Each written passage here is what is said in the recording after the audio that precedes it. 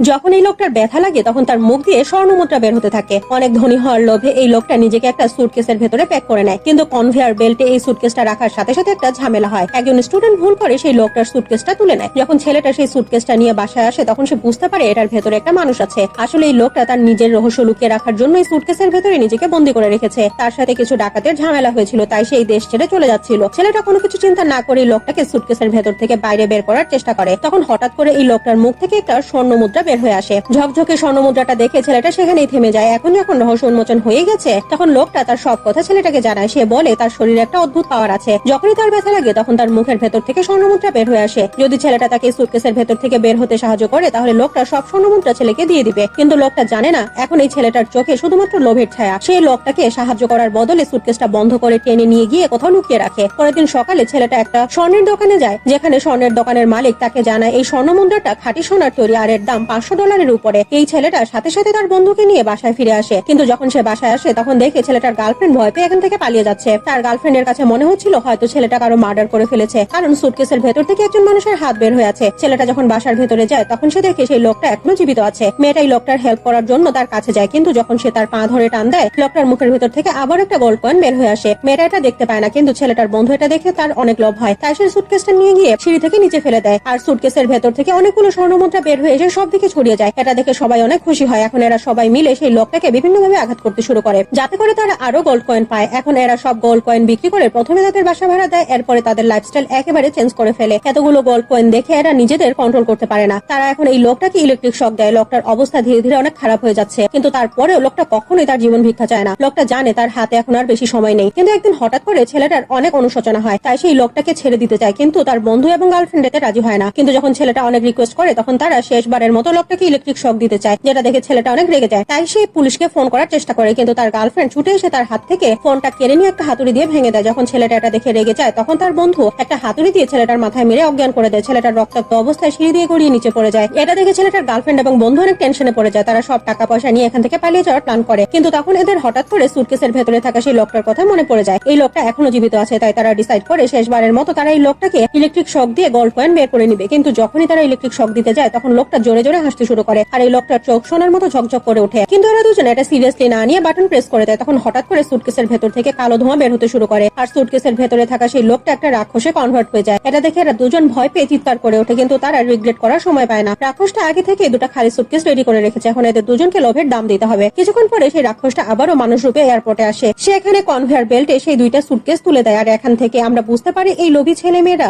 এখন লোভের আসল শাস্তি পাবে।